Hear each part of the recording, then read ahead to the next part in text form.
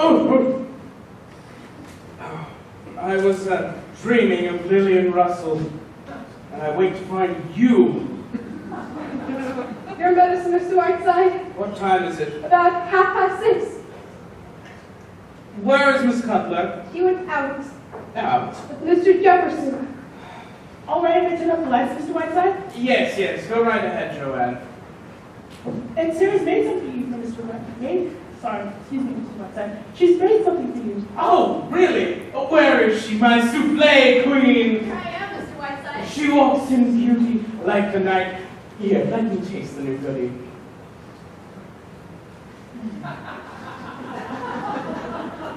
Poetry! Sheer poetry! I found such an absinthe for the dough. Do you like it? Ambrosia! I got you a very primarily for dinner. Sarah, I have known but 3 great cooks in my time. The Godiva of Egypt has one, my great Aunt Jennifer another, and the third, Sarah, is you. Oh, Mr. Whiteside. Tell me something, Sarah. How would you like to come and work for me? You and Joanne. Mr. Whiteside. Sarah, Kind of takes my breath away. it would be wonderful, Mr. Whiteside, but what would we say to Mr. and Mrs. Stanley? Just goodbye.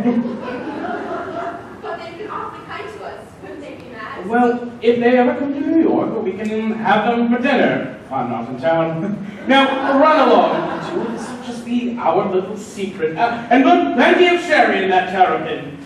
Miss Breen! Miss Breen! Yes, sir. Yes, sir. Got in there anyway, a sailor? I was just washing my hands. What time did Miss Cutler go out? A couple hours ago. Mr. Jefferson called for her. Yes, sir. Very well. Go back to your sex life, Miss Breen. Dear Mr. Whiteside, may I show you a few mementos from the past? I somehow thought you'd love them as much as I do. Certainly, Miss Stanley. Tell me, have we met before somewhere? Oh, no. I would remember. It would have been one of my cherished memories. Like these. Look, here I am with my first sweetheart under a lovely beach retreat. I was 8 and he was 10. I'd never forgotten him. What happy times, what happy But I times. tell you I'm going to. Oh, someone's coming. I'll come back. Now, Curtis, please. Be quiet, Daisy. Mr. Whiteside, I want to talk to you. And I don't care whether you're busy or not, I have said all that I'm going to stand. This right here is the last straw. I have just received a bill from the telephone company for $784. Calcutta, Hollywood, Australia, Newark, Rome, New York. Mr. Whiteside, I understand that you're a distinguished man of letters. Yes, of course we both do. Please, Daisy. But in the past week, Mr. Whiteside, we have not been able to call our souls our own. We have not had a dinner in that dining room once.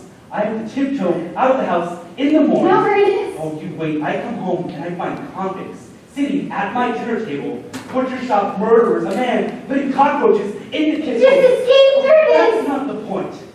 I go into the bathroom and I bumped into 22 Chinese students that you invited here. I tell you, Mr. Whiteside, I won't stand it no matter who you are. Indeed. Well, I think that's all you should say on the matter. May I remind you, Mr. Stanley, that I am not a willing guest in this house. I am informed by my doctor that I shall have to stay here another 10 days, at which time I shall get out of here so fast that the wind knocks you over, I hope. If, however, you insist on my leaving before that, thereby causing me to suffer a relapse, I shall sue you for every additional day that I am held inactive, which will amount, I assure you, to a tidy sum. This is outrageous, Daisy. This is outrageous. As for the details of your petty complaints, I only see one instance in which some slight justice is paid you. I do not expect you to pay for my telephone calls, and I shall see to it that restitution is made. Can you provide me with the exact amount? Oh, sir, I certainly can, and I certainly will. Good. I shall instruct my lawyers to deduct it from the $150,000 that I am suing you for. Now, Curtis. And I'll thank you not to come in here again while I'm napping! Curtis, you must get excited. Remember, Mr. Whiteside is a guest here.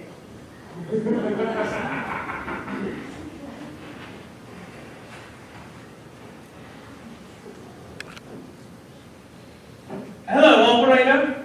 Yes, can you connect me to the Massalia Journal, please? journal? Yes. Can you tell me if Mr. Jefferson has come in yet? He hasn't, eh? Thank you. Oh, come here, you two. Come on, I won't fight. Now, look here. I am by nature a very gracious and charming person. If I hear of it, it is on the side of kindness and amiability. Look, I've been observing you two for the past 2 weeks, and you seem to me to be extremely likable young people. I was afraid that when we first met, I was definitely unpleasant to you. For that, I'm sorry, and in the future, I wish that you don't treat me like something of Edgar Allan Poe. Well, now that that's out of the way, how do you like this necktie I've just bought? Well, thank you, Mr. Whiteside. This makes things much pleasanter. And I think the tie's very pretty. Yes, now that we're on speaking terms, Mr. Whiteside, I don't mind telling you that I've been admiring all of your ties. Do you like this one? I certainly do. Then it's yours. Oh, thank you, Mr. Whiteside. Really, this curious legend that I'm something of a nightmare to talk to is pure fabrication. Ice skating, eh? Me, I remember back in the day, cutting figure eights with Betsy Ross, waving the flag behind us. Well, it was wonderful on the ice today. Oh, Miss Cutler and Mr. Jefferson were there. Maggie? Ice skating? Yes, and she's good too. I got a lovely picture of her. Were they still there when you left? I think so. Yes, they were. Mr. Whiteside, would you mind if I got a picture of you? I'd love to have one. Very well. Do you want my profile? I'm afraid you're done for, Mr. Whiteside. My brother's a camera fiend. Oh, thank you, Mr. Whiteside. I got a great one. Hello, Miss Cutler. Good evening, Sherry. Really, Sherry? You've got this room looking like an old parrot cage. Did you nap while I was out? What's the matter, dear? Can't run away with your tongue. Don't look at me with those great cow-eyed, sex-ridden hag. Where have you been all afternoon? Alley-catting around with Bert Jefferson. Sherry.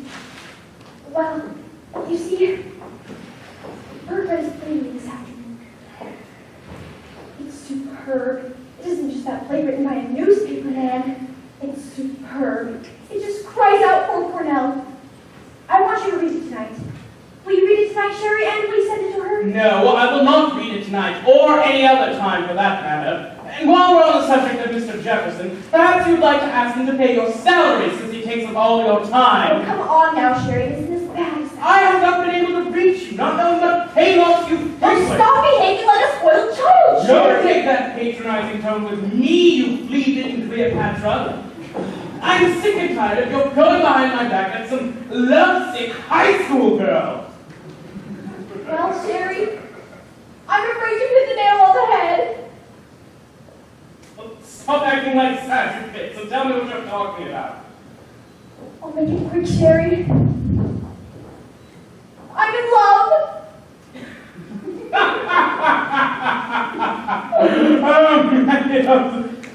Oh, serious. Since this is merely delayed puberty, No, I'm afraid you're going to lose a very excellent secretary. you're out of your mind. Yes, I think I am a little. But I'm a girl who's waited a long time for this to happen, and it finally has. When Mr. Jefferson doesn't know it yet, but I'm going to do my darndest to marry him. Is that all? Yes, except that, well, I suppose this is what might be considered my resignation as soon as you found somebody else. Now, look here, Maggie. You and I have been together for a long time. You are indispensable to me. But I think not to let that get in the way where your happiness is concerned, because whether you know it or not, I have a deep affection for you. You know that, Sherry. That being the case, I will not sit by and allow you to make a fool of yourself. I'm not Sherry. You are, my dear. You're behaving like a Booth-Tarkington heroine. It's incredible. I cannot believe that a girl who for the past 10 years has had the great of the world served up on a platter before her. I cannot believe that this is anything more than a kind of temporary insanity in which you are swept off your feet in 10 days by a small-town, second-rate newspaper I man. can't explain what's happened, Sherry. I can only tell you that it's so. It's hard for me to believe, too, Sherry. Here I am, a hard-bitten old cynic, behaving like True Story magazine and liking it. Discovering the moon, the ice skating. I keep laughing at myself around it all the time, but there it is. What can I do about it, Sherry? I'm in love. We're leaving here tonight. I don't care if I fracture the other hip. We're leaving here tonight. I'll get you out of this Stardust. I'll get those ants out of those moonlit pants. It's no good, Sherry. It's no good. I'll be back on the next 3-1 train. Completely unbelievable. Patty, can you honestly see yourself the white-feet editor of the Massalia Journal having an evening at the home for Mr. and Mrs. Stanley and Mr. and Mrs. Poopface and the members of the Book of the Month Club? I've had 10 years of the great figures of our time, Sherry. And don't think I'm not grateful to you for it. I've loved every minute of it. It's been wonderful years, Sherry. Fun and stimulating. I don't think anyone's had the fun we've had. But a girl can't laugh all the time, Sherry. There comes a time when she wants a Bert Jefferson. You know Bert like I do, Sherry. He's gentle and he's unassuming and, well, I love him, that's all. I see. Well, I remain completely unconvinced. You are drugging yourself into this Joan Crawford fantasy, and before you become completely anesthetized, I shall do everything in my power to get you to your senses. Now listen to me, Whiteside. I know you. I know what a devil you can be. I've seen you do it to other people, but don't you dare do it to me. Don't drug yourself into the idea that all you're thinking of is my happiness. You're thinking of yourself a little bit too, and all the months of breaking in somebody new. I've seen you to passion for and you can die in Calcutta until I fall with boo-boo. Well, that's too bad, but there it is. I'm going to marry Bert and Happy, and don't you dare try any of your tricks. I'm on to every one of them. So lay off. That's my message to you, Big Lord Fauntleroy. Ooh.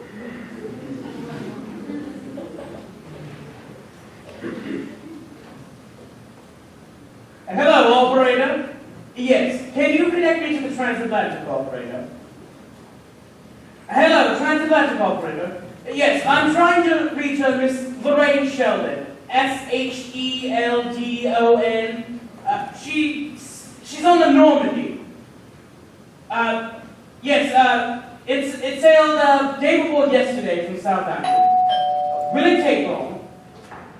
Very well. My name is Whiteside. Thank you. Good evening, Joanne. Good evening, Doctor. Well, good evening, Mr. Whiteside. Oh, I'm sorry, Doctor. I'm busy. You'll have to come back some other time. Now, what could be the best news that I could possibly bring you? You have hydrophobia. No. Mr. Whiteside, you are a well man. You could get up and walk now. You could leave here tomorrow. What on earth do you mean? Well, sir, I looked at those x-rays again, and you know what? I've been looking at the wrong x-rays. I've been looking at old Miss Moffat's x-rays. You're perfectly, absolutely well. Lower your voice, will you? What's the matter? Aren't you pleased? Delighted, naturally. But this is a very strange bit of news. It comes at a very curious moment. Dr. Bradley, I have some good news for you, too. I read your book, 40 Years, something or other. You know how, Doctor, yes? Yes. I consider it to be one of the greatest literary contributions of our time. Mr. Whiteside. So strongly do I feel about it, Doctor, that I have a proposition to make to you. Just here and there, the book is a little uneven, a little rough, and what I would like to do, Doctor, is to stay here with you and work with you. Mr. Whiteside, I'd be so terribly honored. But the thing is, Doctor, that if my lecture bureau and my radio sponsors were to learn that I'm well, they would insist on my fulfilling my contracts, and I would be forced to leave Massalia. Therefore, we must not tell anyone, not anyone at all, that I am well. You understand? I see. Not even Miss Cutler. No, I won't. Not a soul. Not even my wife. Fine. Mr. Whiteside, when do we start work on my book? Tonight? I've just got one patient that's dying, and they'll be perfectly free. I'm sorry, Doctor. Excuse me. Hello. Tomorrow morning, Doctor. Yes, that sounds fine. Tomorrow morning. Tomorrow it is. Well, see you tomorrow. I'll be so proud to work with you. Yes, very proud. Yes, this is Whiteside. Put me on. Hello, is this my Blossom girl? How are you, Lorraine? How are you getting along on the Normandy? Tell me, my dear, what day do you arrive? Tuesday? Oh, that's fine. Dear, I have some good news for you. I've just written the most magnificent play. It's a great play, dear, and it's got a part in it for you that I think would just be perfect. What? No, listen, dear. Yes, it was written by a young newspaper man here in this town. Yes, you'll have to come out here and see me to read it. Yes. No. Oh, you will? Oh, good. All right, dear. And, when you arrive, don't bother notifying me that you're coming. Just get on the train and arrive. All right, dear. All right. I will see you then. Goodbye. Oh, Miss Green, you're looking radiant this evening. Oh.